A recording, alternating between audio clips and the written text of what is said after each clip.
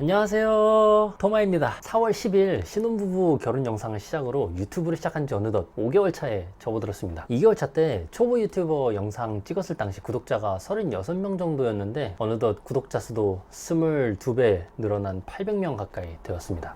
매 영상마다 애청해주시며 댓글로 격려해주시는 분들이 많이 계셔서 정말로 감사하다는 말씀 먼저 전해드립니다.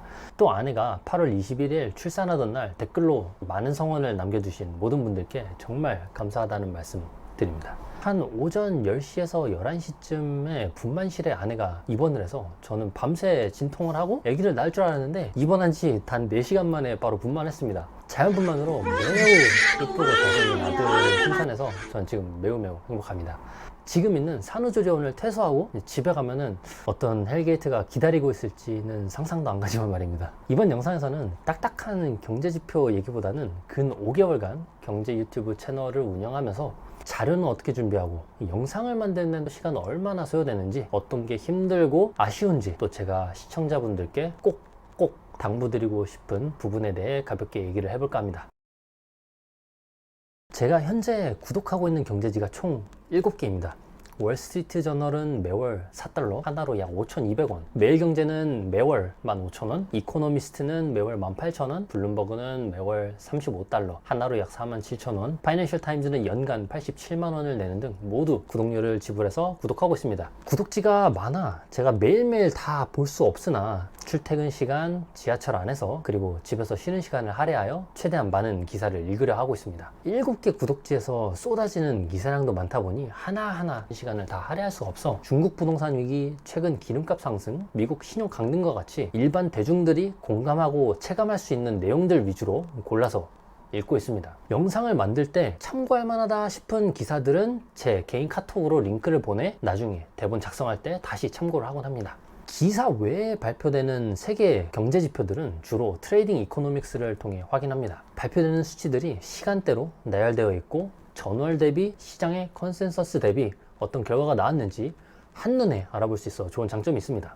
하지만 종합적인 수치만을 위주로 보여준다는 한계 때문에 제가 직접 해당 지표의 원출처를 찾아가 자료를 다운받아 한 번 더 제가 검증을 합니다. 예를 들어 23년 7월 영국의 인플레이션이 6.8%가 나왔으면 제가 직접 영국 통계청 사이트를 방문하여 원 보고서 자료에서 구체적으로 이게 어떻게 해서 6.8%가 나온 건지, 어떤 항목에 물가가 올랐고 또 떨어졌는지, 또 제가 수치를 잘못 해석한 부분은 없는지 등을 꼼꼼하게 점검하는 과정을 거쳐 자료를 수집합니다. 영상을 제작하는 과정은 크게 대본 작성, 촬영, 편집 3단계로 구성됩니다. 대본 작성은 최소 12시간 이상이 소요가 됩니다. 그나마 제가 평상시에 자료를 읽고 카톡에 수집을 하고 머릿속에서 다음 영상은 이렇게 해야겠다 라는 큰 틀을 짜놓은 상태에서 대본을 작성하기 때문에 이 정도 나오는 거지, 아무것도 없는 상태에서 주제부터 정하고 자료를 수집하고 대본까지 완성한다고 치면은 한 3-4일 정도는 걸리지 않을까 싶습니다. 촬영은 그날 컨디션에 따라 다른데 짧으면 30분, 길면 2시간 정도 걸리는 것 같습니다. 촬영 이후에 편집, 썸네일, 제목 제작 및 영상 업로드는 제 아내가 모두 도맡아서 하고 있습니다. 영상 편집은 2-3일 정도 소요되는 것 같습니다. 중간에 NG가 많이 나서 원테이크는 좀 사실상 힘들 것 같습니다. 그래서 여러 영상들을 다 이어붙이고 자막, 이미지, 출처를 넣는 등 대본을 준비하는 것만큼 노력이 많이 듭니다. 또 영상의 주제와 크게 벗어나지 않으면서 적당히 자극적인 문구로 대중들의 이목을 끄는 제목과 썸네일을 제작하는 데도 꽤나 많은 공을 들이고 있어 길면 하루를 꼬박 보내기도 합니다. 조리원을 퇴소하고 본격적으로 육아를 시작하면 영상 준비에 더 많은 시간이 소요가 되겠네요. 그래도 시청자분들께 도움이 될 만한 유익한 정보들을 열심히 준비할 테니 지켜봐 주세요. 사실 힘든 점이 여러 가지 있습니다. 첫째는 본업에 충실하면서 유튜브를 하는 겁니다. 유튜브 수익이 대박이 나서 온전히 유튜브에만 전념을 한다거나 다른 누군가를 고용해서 운영 부담을 덜거나 할 수가 없기 때문에 제 본업에 소홀히 할 수가 없습니다. 또 제 나름의 커리어 목표도 있기도 하고요. 때문에 평일 퇴근, 늦은 밤 또는 주말을 할애하여 영상 제작을 하는 게 가장 힘든 것 같습니다. 시간도 많이 들고 피곤하니까 간혹 이번에 그냥 대충 만들어 버릴까?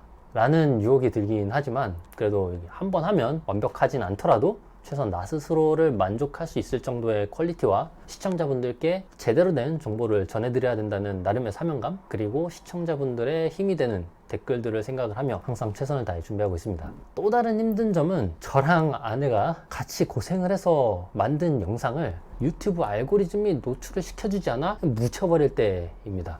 사실 영상의 조회수는 유튜브 알고리즘이 얼마나 많은 사람들에게 노출을 시켜주냐에 정비례하기 때문에 영상을 아무리 고생해서 만들었어도 알고리즘이 하루 잠깐 동안 노출시켜주고 말면 조회수가 2자리, 3자릿수에 그치는 경우가 허다합니다. 이전에 치솟는 곡물 가격 영상을 위해 제가 12시간 넘는 시간 동안 17장짜리 대본을 작성을 해서 이 정도면 그래도 사람들이 관심을 갖고 봐주겠지? 유튜브도 조금 띄워주지 않을까? 라고 생각을 했으나 첫날 1000명 정도에게 노출이 된 이후 거의 노출이 멈춰버려 조회수가 117밖에 나오지 못했습니다. 예전에는 영상을 업로드하고 이게 과연 얼마나 노출이 되고 있을까? 얼마나 시청을 했을까? 조마조마해 하면서 자주 확인을 하고 또 조회수가 얼마 나오지 않으면 썸네일, 제목도 계속 바꿔보고 영상 업로드 시간이 이상해서 그런 건가 싶어 지웠다가 다시 또 업로드를 해보기도 하는 등 별의별 짓을 다 했는데 크게 소용이 없었습니다. 지난번 박살난 영국과 일본의 물가에 대해 다뤘던 영상은 10일 동안 꾸준히 노출이 지속돼 조회수 3만을 찍었고 구독자분들도 대거 유입됐었습니다. 처음에는 왜 이 영상은 떴는데 다른 건 뜨지 못할까 고민해보기도 하고 실망도 하긴 했지만 결국에는 특별한 비법이란 건 없는 것 같습니다. 꾸준히 좋은 퀄리티의 영상을 업로드 하다 보면 언젠간 시청자분들께서도 알아주시고 유튜브 알고리즘도 띄워주겠지라는 생각에 지금 당장의 조회수, 구독자 수에 연연하기보다는 그냥 저희의 페이스대로 많지는 않더라도 천천히 꾸준히 좋은 영상을 최대한 올리려고 노력하고 있습니다.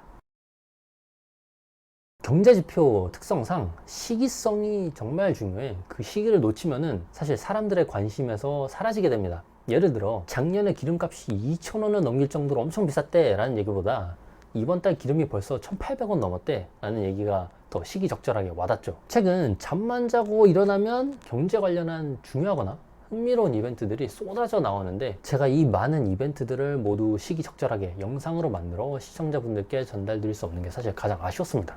예를 들어 8월 17일에 헝다가 마침내 미국 뉴욕 법원에 파산을 신청한 것, 나름 미국 스스로 본인들의 우방국이라고 생각했던 사우디를 브릭스에서 영입하려고 하는 것, 베트남 최고 갑부가 만든 빈페스트라는 자동차 회사가 제대로 전기차 하나 만들지도 못하는데 나름의 꼼수를 부려서 나스닥에 상장시킨 것, 산불, 홍수, 허리케인과 같이 더 잦아진 자연재해로 인해 미국의 주택보험료가 엄청 비싸진 것 등이 있습니다. 나중에 제가 다뤄볼 수는 있겠지만 이것보다 더 중요도가 높은 이벤트들이 계속 생기기 때문에 이게 우선순위에 밀려 다루지 못하는 점이 많이 아쉽게 느껴집니다. 나중에 육아가 안정된 이후 생방송으로 시청자분들과 소통을 하면서 한 주간 어떤 일들이 있었는지 정기적으로 가볍게 브리핑을 하는 시간을 가져볼까 합니다. 경제 관련 유튜브 영상들을 보면서 정말 전문가답게 객관적인 자료에 전문가만의 인사이트를 더해 시장 상황을 명쾌하게 해설해주는 찐 전문가들이 계시는 한편 정말 아무런 근거 자료 없이 뉴스 헤드라인만 딸랑 읽고 본인의 뇌피셜로 경기 시황을 해설하고 또 허황된 미래까지 전망을 한다거나 근거와는 상관없이 이미 본인 머릿속에 짜여진 주장을 좀 있어 보이게 하려고 제대로 알지도 못하는 경기지표 그래프를 어디서 퍼와다 정반대로 해석해버리는 자칭 경제연구소, 이코노미스트 등 사기꾼들이 판을 치고 있습니다. 저같이 구독자가 적은 사람들이면 모르겠는데 구독자가 100만 가까이 되는 이런 사자들이 하는 말에 혹해서 이 사람들이 파는 책, 유료 강의, 멤버십을 구입하는 분들도 적지 않을 것 같아 정말 제 나름의 진심 어린 당부의 말씀을 드리고 싶습니다. 실례로 제 처제가 무슨 반고 화가가 생각나는 이코노미스트가 쓴 경기지표 모음집 책을 3만원인가에 샀길래 무슨 내용인가 하고 봤는데 세계 각국에서 발표되는 경제지표 그래프를 모은 것 외에 별다른 내용이 없었습니다. 그 책을 돈 주고 시간 내서 정독을 하느니 차라리 3개월간 매일 트레이딩 이코노믹스 들어가셔서 매일매일 세계 각국에서 발표되는 경기지표가 뭐가 있고 각각의 수치는 어떤 걸 의미하며 주간, 월간, 분기 어떤 주기로 발표가 되며 중요도는 어떻게 되는지에 대해 공부를 하시면서 경기지표를 익히는 게 100만 배 더 유익합니다. 그렇게 그래프 모음집을 파시는 분이 리딩 이코노믹 인덱스 그래프 가져다 놓고 수치조차 제대로 해석하지 못하는데 그 책을 3만원 주고 사야겠습니까? 또 어떤 자칭 경제연구소장이라는 사람은 작년에 9월 금리 인상이 마지막이 될 수 있다는 영상을 올렸었습니다. 근거는 사실 별거 없었습니다. 영상에서 주저리 그래프를 보여주는데 요지는 이제 물가 정점 찍었고 금리를 많이 올렸으니까 더 이상 올리기 힘들다, 딱 이거였습니다. 그래서 9월이 마지막이었나요? 이후 11월, 12월, 2월, 3월, 5월 금리를 5번이나 올렸습니다. 이제 거의 끝물이긴 하지만 8월 25일 잭슨홀 미팅에서 파월이 김칫국 마시지 마라, 아직 안 끝났다, 데이터 보고 판단할 거다 얘기를 했죠. 미국인들의 강한 소비, 대한 정부 지출, 완전 고용을 넘어선 최저 실업률, 이로 인한 임금 상승 압력은 고려하지 않고 물가가 정점을 찍었고, 야 채권금리 봐봐, 채권 시장이 더 이상 금리 올리지 않을 거를 점치고 있지 않냐, 단세포같이 본인이 아는 거 딱 이 두 가지 생각만 하고 뇌피셜 섞어서 말도 안 되는 전망을 내세운 거죠. 천연가스도 마찬가지입니다. 이번 겨울 조금 추우면 유럽이 미국한테서 천연가스를 많이 사갈 테니 천연가스 가격이 급등하겠지? 라고 대충 던지면 잘 알지 못하는 시청자들은 오, 구독자 많은 권위 있어 보이는 이 사람이 하는 말이 신빙성이 있겠지 라고 생각을 할 수 있겠죠. 근데 과연 이 얘기가 근거 있는 얘기일까요?